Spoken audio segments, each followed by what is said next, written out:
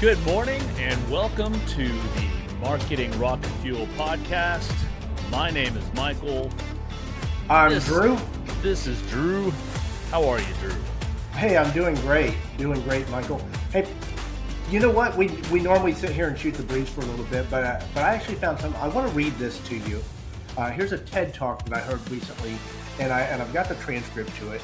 And I'm going to read this TED Talk, and I'm going to do my best to present it like a TED presenter. And I want you to see if you can tell me who gave this TED Talk. All right?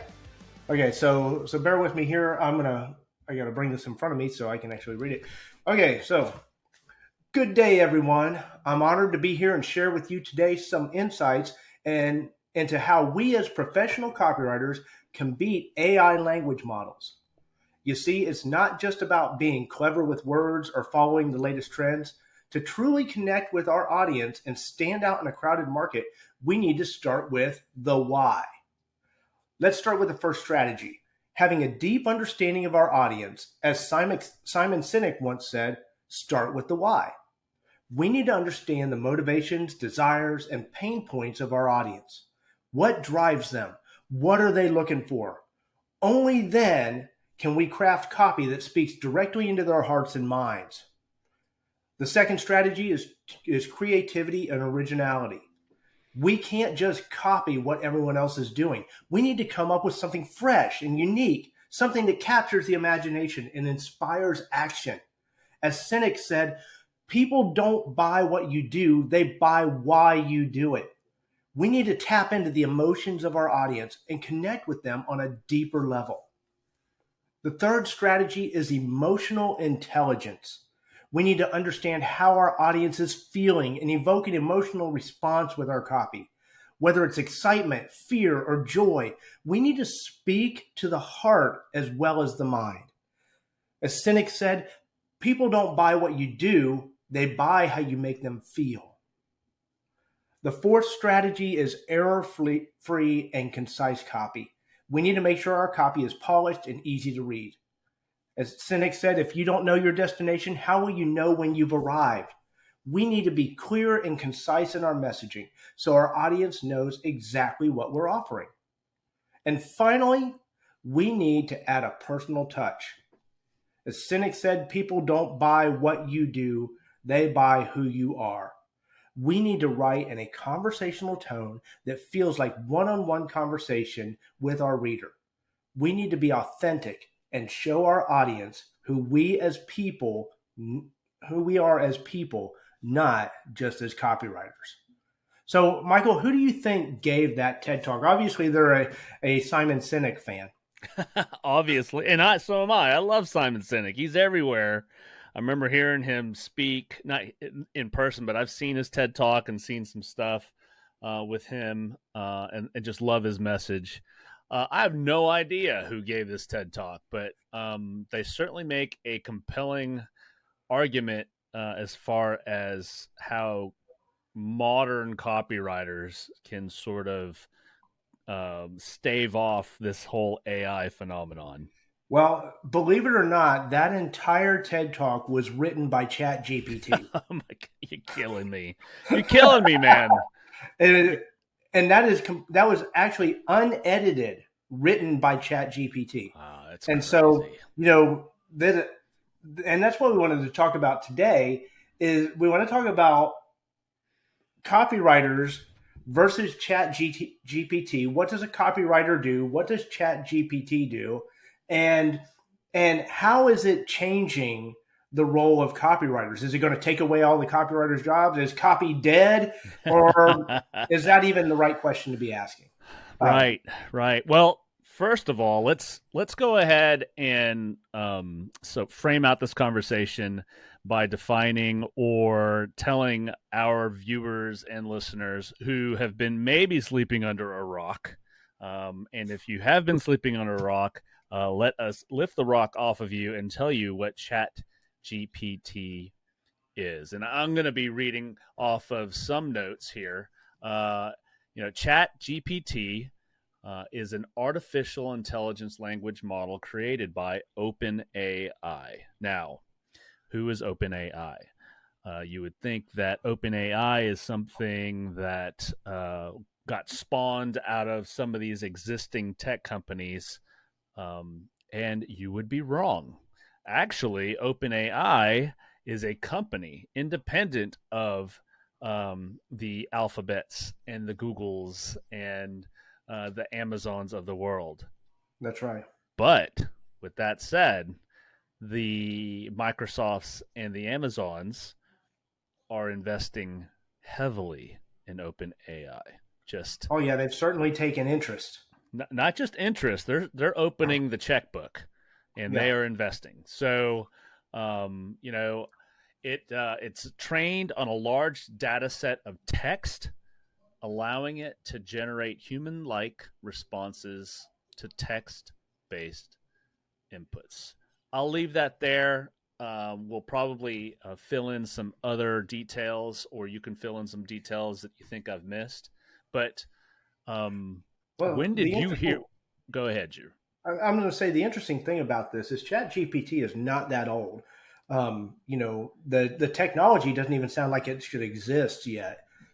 Just because we, especially if you're in our generation, you kind of think of that as still as science fiction, but it's really science fact now that we have artificial intelligence Right. that we can talk to, ask questions of, and get to not only write things for us, but to help us find answers to things that we're trying to find answers to. You can use it as a personal assistant. You can use it for all kinds of things. It's not just for copy. Right. Um, but the reason we're talking about it right now is because since it was released to the public in November, it has absolutely exploded. I mean, it, it rocketed well past 200 million users just like that. Right. And so that's why a lot of people in marketing, especially people who write copy, are like, oh man, I'm not sure how I feel about this. I'm not sure if this is a good thing or a bad thing, or if I should be afraid for my job, or if I should go, hide under a rock somewhere. Um, and so I think to further this discussion, now we need to talk about what is a copywriter. What does a professional copywriter actually do? And because a lot of times we use this term in our industry, in the marketing industry, and we have a good understanding of it. But people who aren't in marketing hear copywriter, and the first thing they think is that little C with the circle around it, Right. and that's not a copywriter. That's something that has been copywritten, That's protected. but a copywriter writes copy. They write the text that go on in marketing materials. They write the text that go in commercials. They write the text that goes on blog posts, on articles, on social media posts. They're the ones that write that copy. And it's typically somebody who's writing copy for the purpose of marketing and promotion or persuasion. They're trying to they're trying to convince you of something. Now it may be a subtle thing or it may be an obvious thing, but they're trying to convince you of something with their writing, and they're trying to do it in a way that evokes an emotional response from the reader. So that's what a copywriter is, and they're extremely important to marketing. Because if you've ever read a website that was written by the business owner because they didn't want to pay for copywriting, you can tell. Absolutely. Now let me backtrack a little bit. Mm-hmm. I think Chat GPT is is one of the few things that has been launched at a time. It's sort of a perfect storm. Mm-hmm. Like you could think back to different technologies. The one that stands out to me, and it just happens to be one of Google's fail. They would probably deem it a failure. Mm-hmm. But do you remember Google Glass? Oh my gosh. So Google Glass, We for you all guys thought who that was going to be like oh yeah, the thing that everybody was wearing. for you guys who do not know what Google Glass is, because Google has probably done a great job at scrubbing the internet so it doesn't exist. But Google Glass was a sort of interactive, augmented reality set of glasses. And they could have, and they even got as far as if you had sent in your prescription, they would be prescription. And the big thing about it was somebody got pulled over by the cops, and they were wearing Google Glass, and the cop was wondering if they were recording. Anyway, I think that was a little early, right? Hmm. I Yeah. think ChatGPT, with this whole advent of working remotely, the great resignation, people shifting around in the job marketplace, especially the marketing job marketplace, this has hit at a time where it has completely disrupted the marketing industry, especially for copywriters. I'm just going to throw that out there. Now, I Right. will I will push back a little bit, um, on you, Drew, that there is a distinct difference between a content somebody that writes content, and Right. then and a copywriter. Hmm. And so let's just make that distinction here. I believe somebody who writes content is somebody that can sit there with either a transcript or some talking notes and just hammer out words on a page that have to do with that content, with that title. Hmm. Whether they use research or whether they use ChatGPT as a, sort of a primer, but a copywriter, a pure copywriter, and I don't know if you watched the show like Mad Men, Hmm. Yeah. back in the day. Um, a copywriter, that they are tasked with evoking emotion. They are tasked with evoking or compelling somebody to act based on their words. And so, my big joke about design and designing something is everybody thinks they're a graphic designer until they run into a graphic designer. Yeah. Uh, And actually, we're do a little teaser. We're going to talk about that in our next episode. right. Um, but everybody thinks they're a copywriter until they run into a copywriter, and then you're like, wow, they're either really talented, they've either been doing this a long time, or the scary ones, the unicorns, are the ones that are both really talented doing this for a long Right. time. Right. Um, so, so I guess the big question that's on everybody's minds, as far as Chat GPT and copywriting and content creators in general go, is is AI going to take all our jobs? Is AI going to make that type of role obsolete, to where we don't need professional copywriters? Can anybody just hop on Chat GPT and write their own copy, or have it generate their own copy and just use that? And if they do, I guess let's answer the first question there. I mean, is this just for everybody? Can anybody do it or what? I'm actually, I'm not actually here. This is actually an AI version of me. So you're talking to a robot here. No, and I'm kidding. A robot would be way more polished than what I'm giving off here. But that would be like saying, um, there have been a lot of pieces of technology that everybody was thinking would take everybody's job. I mean, they've been talking about this since the assembly line, Oh yeah. right? I mean, I remember way back in the days when I worked for a General Electric factory, and they brought in some robots, and everybody's like, "Oh my gosh, the robots are going to take our job!" Mm-hmm. And this was back in the mid '90s, so there was also concern about jobs going overseas and all that Right. stuff too. But so that's a whole other story. We don't go into politics here, but then everybody was like, the robots are going to take our jobs. Right. And it turned out they needed somebody to operate that robot. Yes. Now, the person who was doing the job before may not have been qualified to operate the robot. And so that's an important distinction. Right. It didn't take away human jobs, but it required humans to adapt.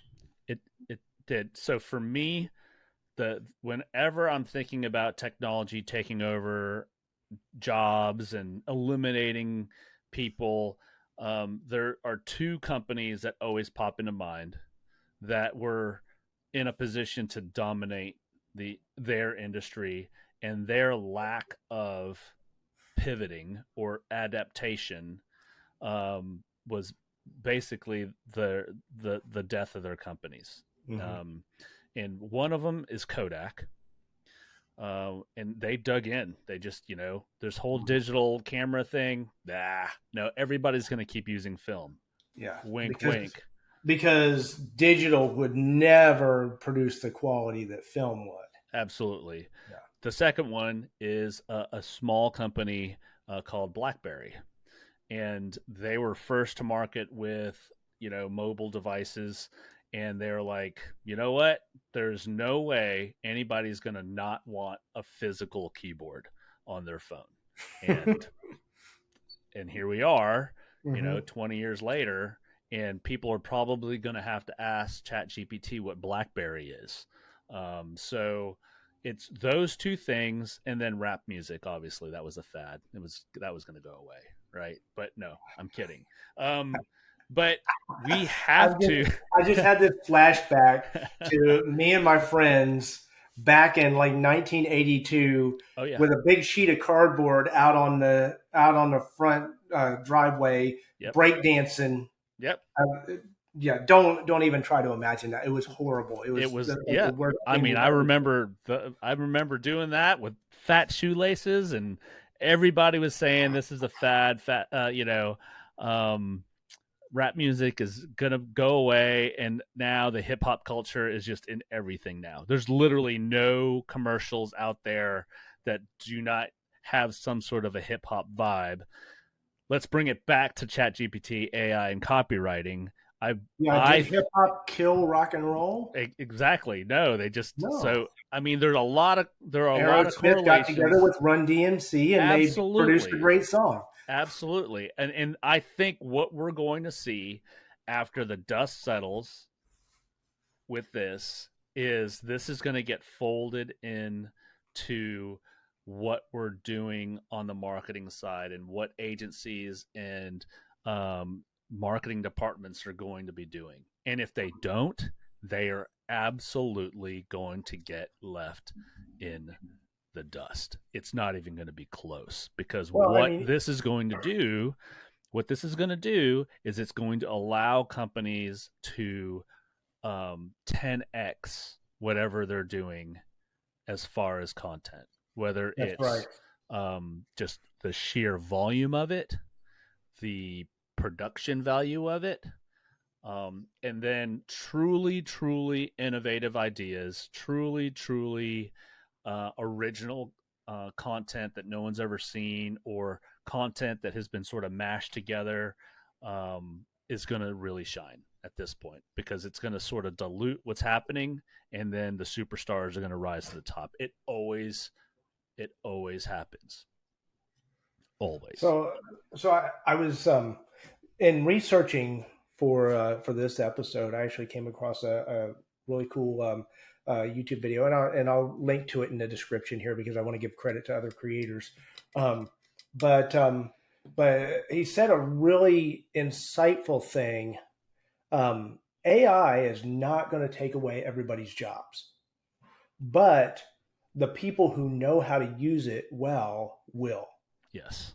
And so that's really what we need to be thinking about. So, eh, you know, AI versus copywriters, that's not, I mean, that makes a cool death match kind of title, Yes. and we have that on our YouTube thumbnail. But the real question is, how do copywriters adapt to using AI to be more effective with what they do? Because at the end of the day, you still have to develop a strategy. You still have to know who your audience is.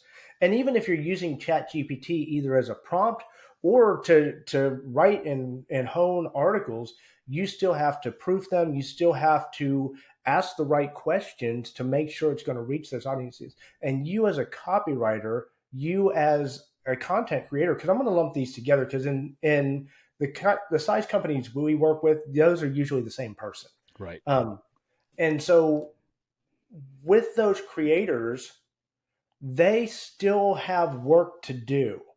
You know, ChatGPT can help make them better at their jobs. It's a tool.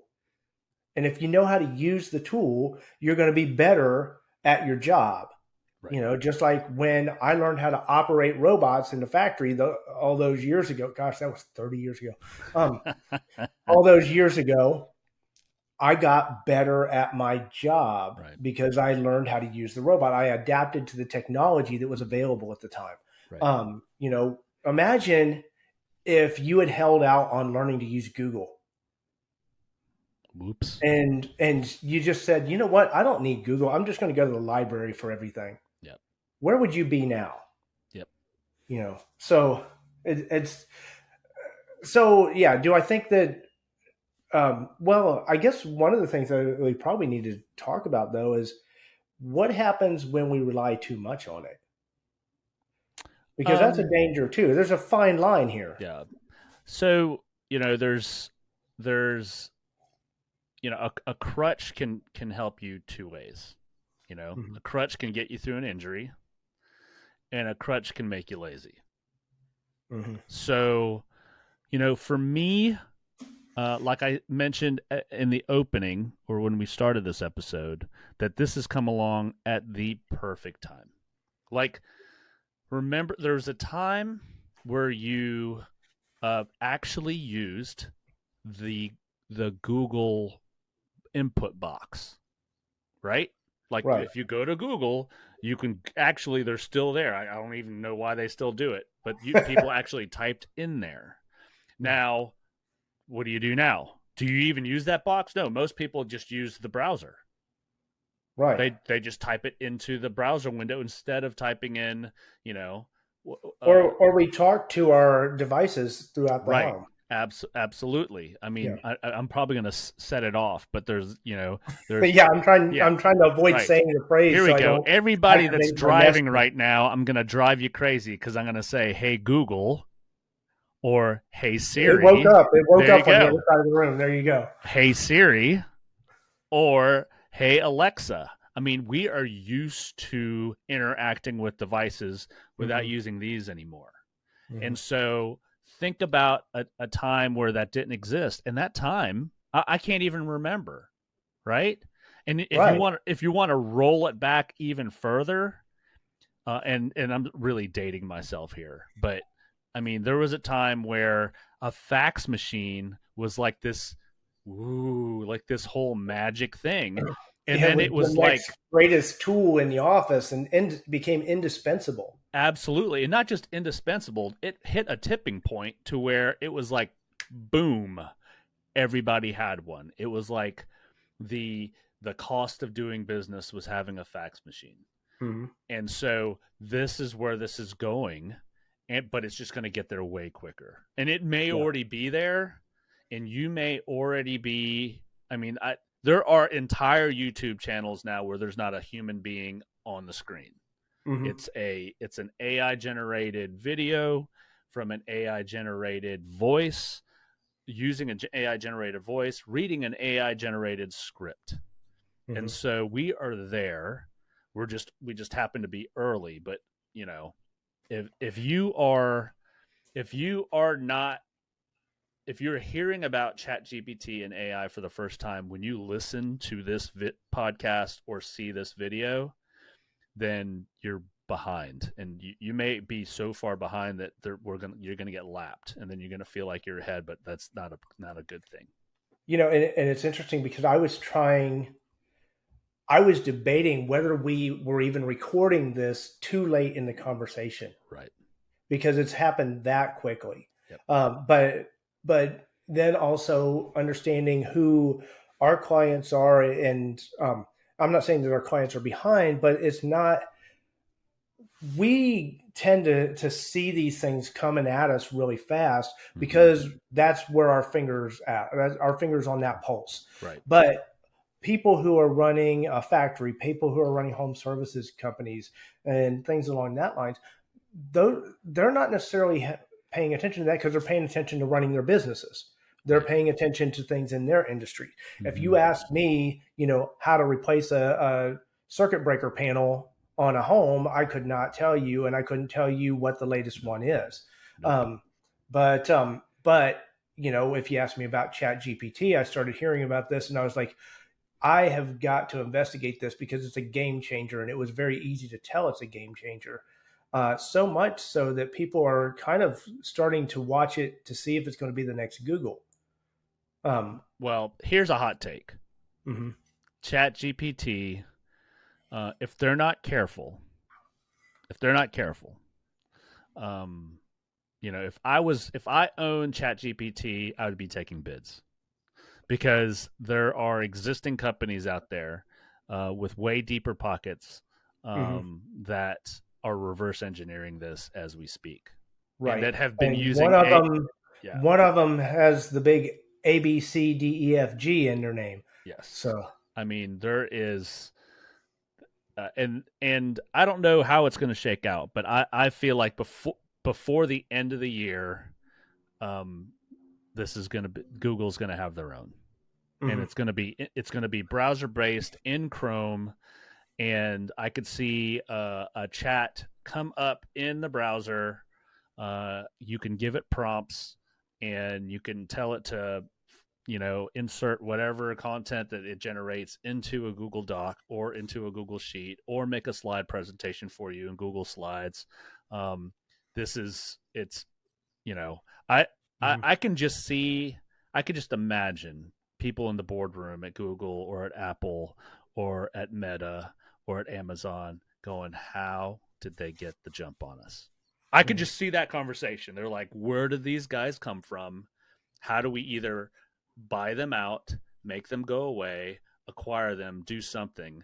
Because it's just hard to believe that a company like OpenAI got the jump on the big tech. It's just crazy to me. Well, and that's where Microsoft has got billions of dollars going into this company Yeah. now, Yeah.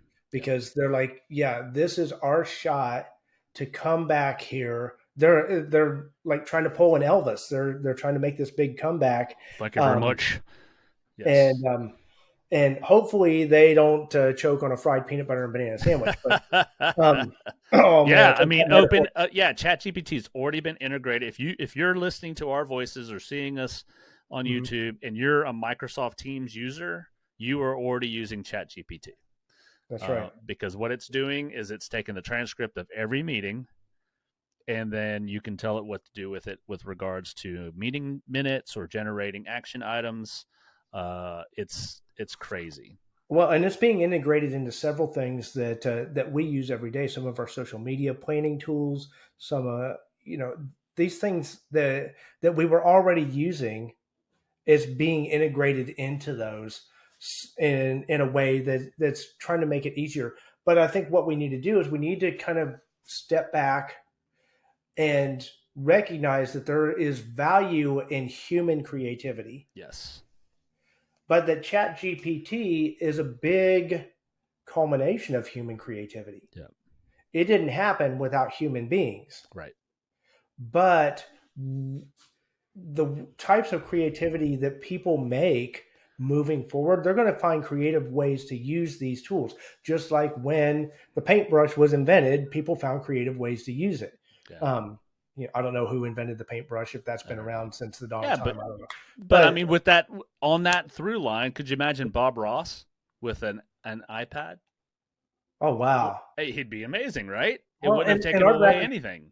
our graphic designer, has an iPad that she draws and sketches on, and it syncs right up with her Mac. We're a Mac shop over here, and she's creating great content because Mm-hmm. she's got tools and she knows how to use them. Right. And that'll get into next episode a little bit. But so I guess what should our takeaways be from all of this stuff that we're learning about Chat GPT all of a sudden? Yeah. For What? me, yeah. For me, um, is don't be uneducated about this, folks. Don't Mhm. don't don't put your head in the sand. Don't be uh, you know don't be on your heels. You need to be proactive about this. Mhm. Um, and it's Well, and it's that's a good rule of thumb for life. right. You know, Yeah. don't get so caught up in how you're doing something now that you miss opportunities and you become the blockbuster of your industry. Right. Yeah. For me, I'm a well, not anymore, but there was a time where I played a lot of golf. Hmm. Um and it would be silly. It would be silly for me to go out there and say, "No, I'm a purist. I'm still going to use a wooden driver and these old golf balls that spin too much." And not embrace technology that, number one, makes the game more Hmm. enjoyable, but also makes it a little easier. And Hmm. so I would say that there's a nice correlation there with, technology in sports making athletes better. There's no reason why we can't think of ChatGPT as something that would make us better marketers and better at what we do. Hmm. So I get educated about it, look it up, play with it. We'll drop click the some. links in the Yeah. description. Yep. Um, Speaking of links in the description and stuff along that line. So, hey, this podcast, Marketing Rocket Fuel podcast, is sponsored by Escape Plan Marketing. If you need help with your marketing, if you're not ready to try to learn everything you can about ChatGPT, or you just need help with your social media, your website, all of that stuff, and you're a mid-sized company, we want to talk to you. Go to escapeplanmarketing.com and book a free discovery call. We'll sit down for 30 minutes over a video chat and get to know one another and decide if we might be a good fit to help you move forward in your business. Um, Absolutely.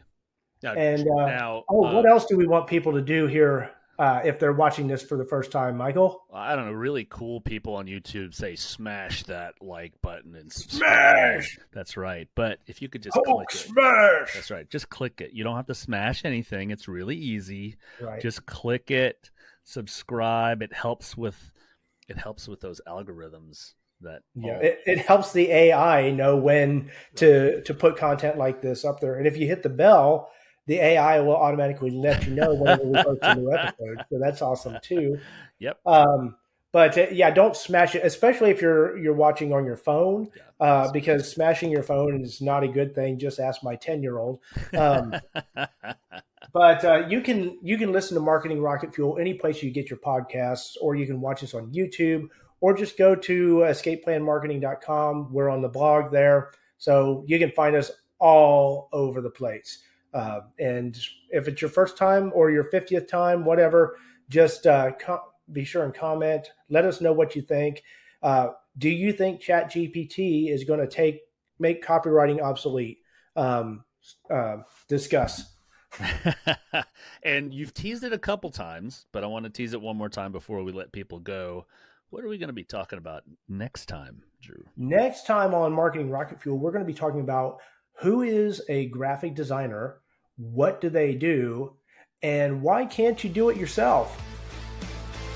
I can tell you 10 reasons Well, let's save it for the next episode. why. All right. Drew, thank you. It's great spending the morning with you as usual. And thanks for hanging out. Good to hear the episode. Talk to you. Peace out, people.